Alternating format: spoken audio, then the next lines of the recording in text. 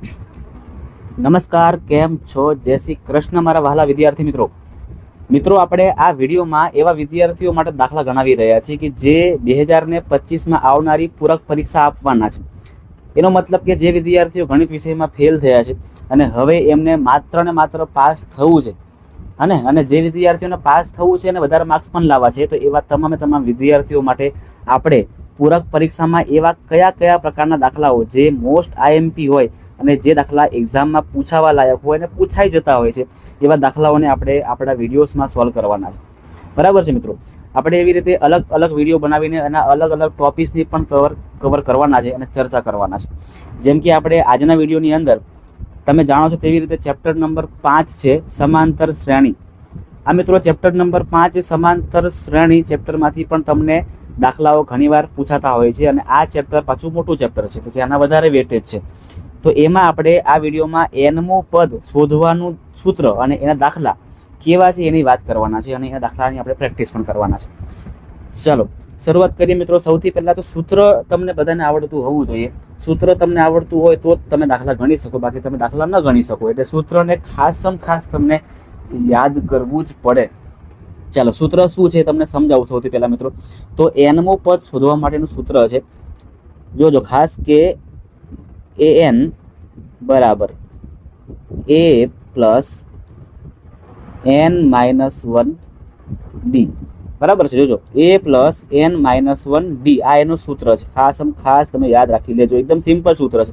હવે જો આમાં કઈ વસ્તુ શું કહેવાય, તો સૌથી પહેલાં તમને આપેલું છે અહીંયા an. તો an એટલે શું? તો કે જે આપણે પદ શોધવાનું છે, જે પદ આપણે ગોતવાનું છે, જે પદ આપણે શોધવાનું છે, એ પદને આપણે કહીએ છીએ an. ત્યાર પછી તમને આપેલું છે અહીંયા a એટલે શું છે? તો કે a એટલે પ્રથમ પદ છે. a એટલે પ્રથમ પદ છે. d એટલે શું? તો કે ભાઈ d એટલે સામાન્ય તફાવત. સામાન્ય તફાવત કે ભાઈ બંને બે પદો વચ્ચે કેટલો ડિફરન્સ છે એ. અને n એટલે શું? તો ભાઈ કેટલામું પદ છે, આ પદની સંખ્યા છે. તમને પૂછે ને કે જોજો ને ભાઈ કે 14મું પદ શોધો, આવું પૂછે કે 14મું પદ શોધો, તો આ n બનશે. શું બનશે? આ 14 છે ને, 14 એ આપણું n બનશે. ક્લિયર છે? એટલે આવી રીતે આપણે આ સૂત્રનો ઉપયોગ કરવાનો છે. આ સૂત્ર ફરી તમને કહું છું, an બરાબર a પ્લસ n-1 d. ફરી કહું છું કે an બરાબર a પ્લસ n-1 d. તમે મિત્રો વારાફરતી બોલ્યા કરશો તમને આવડી જશે. બરાબર? વારાફરતી બોલજો, લખજો an બરાબર a plus n-1 d. Clear છે બધાને? હવે આટલું તો ખબર પડી જ ગઈ હશે. અને મિત્રો આવા દાખલાઓ તમારી એક્ઝામમાં ખાસ પૂછાતા જ હોય છે. તમે જે આગળ તમારી એક્ઝામ ગઈ એમાં તમે જોયા હશો કે આવા દાખલાઓ તમને ખાસ પૂછાયેલા હતા. એટલે હવે તમારી જે એક્ઝામ આવવાની છે પૂરક પરીક્ષા, એમાં પણ આવા દાખલાઓ હશે જ. હવે આપણે દાખલાઓને સોલ્વ કરીએ કે ભાઈ કેવી રીતે દાખલાઓને સોલ્વ કરવાના છે. તો મિત્રો સૌથી પહેલાં તમારે બધું લિસ્ટ બનાવી દેવાનું, કઈ વસ્તુ આપણને આપેલી છે. તો જોજો તમે અહીંયા કે આપણને અહીંયા a આપેલા છે, તો કે હા આપેલા છે ને ભાઈ. a બરાબર કેટલા છે? અહીંયા a બરાબર 9 છે. ક્લિયર છે? d એટલે શું ખબર છે ને? d એટલે બંને પદનો ડિફરન્સ, એટલે બીજા પદમાંથી પહેલા પદને ઓછા કરવાના, માઇનસ કરવાના. તો 13માંથી આપણે 9ને ઓછા કરતા કેટલા આવે? 4 આવે. ક્લિયર છે? હવે એવી રીતે આપણને n કેટલું પદ આપણે, તો કે 12મું પદ શોધવું છે, એટલે n બરાબર શું આવશે? અહીંયા 12 આવશે. હવે શું કરવાનું? તો કે સાહેબ હવે સૂત્ર મૂકી દેવાનું. સૂત્ર યાદ છે ને?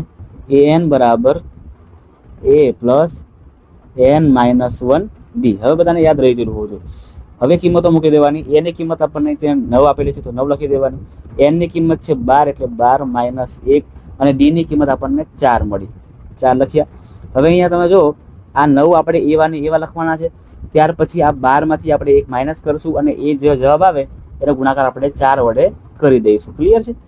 ચલો તો 9 એવા ને એવા. આ 12માંથી આપણે 1ને ઓછા કરે તો કેટલા આવે?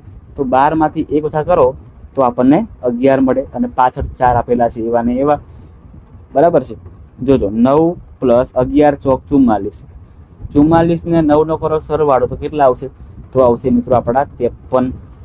તો આપણું જે 12મું પદ એટલે કે a12 કેટલા આવશે? આપણા 53 આવશે. આ 53 મિત્રો આપણો અહીંયા જવાબ થાય છે. ક્લિયર છે? આવી રીતે દાખલા બધા આપણે ગણવાના છે. ચલો હજી એક પ્રેક્ટિસ કરીએ આપણે. હજી એક પ્રેક્ટિસ કરી લઈએ. ફરીથી a ની કિંમત આપણને આપેલી છે, તો કે હા સાહેબ આપેલી છે ને. આ 10 શું છે? તો 10 એ આપણા a છે, તો 10 લખી દઈએ a. ત્યાર પછી ડી માટે ફરી તમને ખબર છે તેવી રીતે આપણે બીજા પદમાંથી આ જે પહેલું પદ છે ને આપણે માઇનસ કરવાનું છે, એટલે કે આપણે 7માંથી 10ને ઓછા કરશું. જો અહીંયા ઘણા બધા વિદ્યાર્થીઓ ભૂલ કરે છે. અહીંયા 7માંથી આપણે 10 કાપવાના છે. ઘણા બધા શું કરશે, 10માંથી 7 કાપે છે. એવું નથી કરવાનું. 7માંથી જ આપણે 10 કાપવાના છે. બીજા પદમાંથી જ પહેલું પદ આપણે માઇનસ કરવાનું છે. તો 7માંથી 10 જાય ને તો 3 નહીં આવે, પણ -3 આવશે.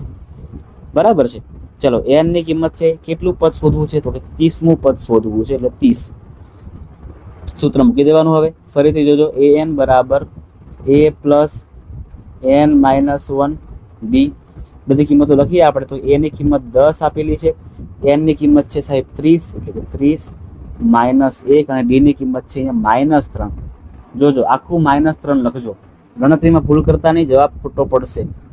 10 30માંથી 1 જશે એટલે કેટલા વધશે, 29 વધશે, અને 29 ગુણ્યા -3 આપણે કરવાના છે.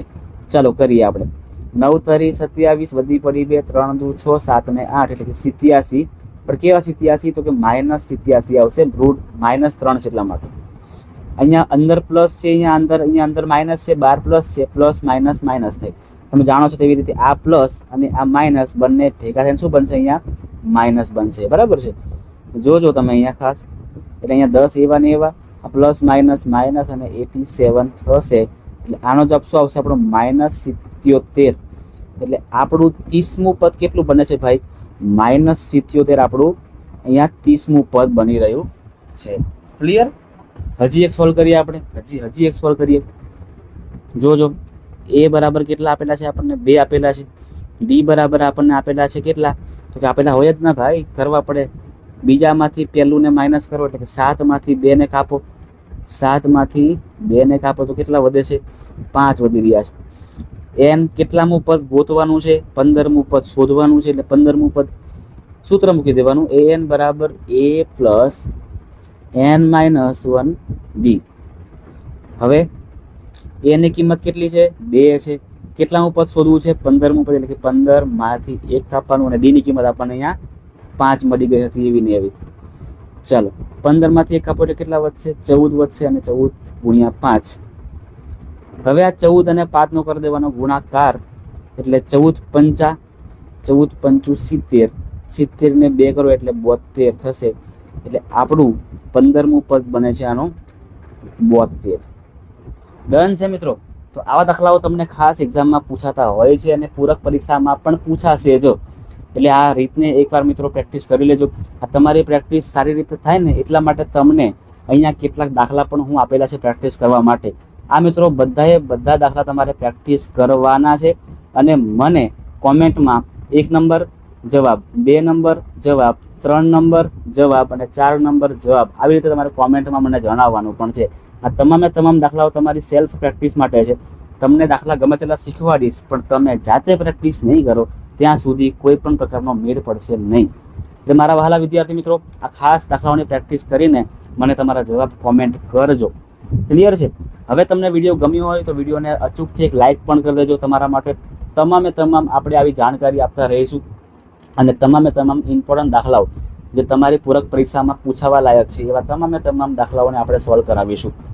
ડન છે? તો મળીએ છીએ મિત્રો નેક્સ્ટ વિડીયોની અંદર, જેમાં ફરીથી આપણે સમાંતર શ્રેણીમાં આવનારું સરવાળા માટેનું સૂત્ર અને સરવાળા માટેના જે દાખલાઓ છે ને એ હું તમને આવતા વિડીયોમાં શીખવાડવાનો છું. એટલા માટે ખાસ જો તમે મિત્રો ચેનલને સબસ્ક્રાઈબ નથી કરેલી તો ખાસ મિત્રો અત્યારે ચેનલને ખાસ સબસ્ક્રાઈબ કરી નાખજો.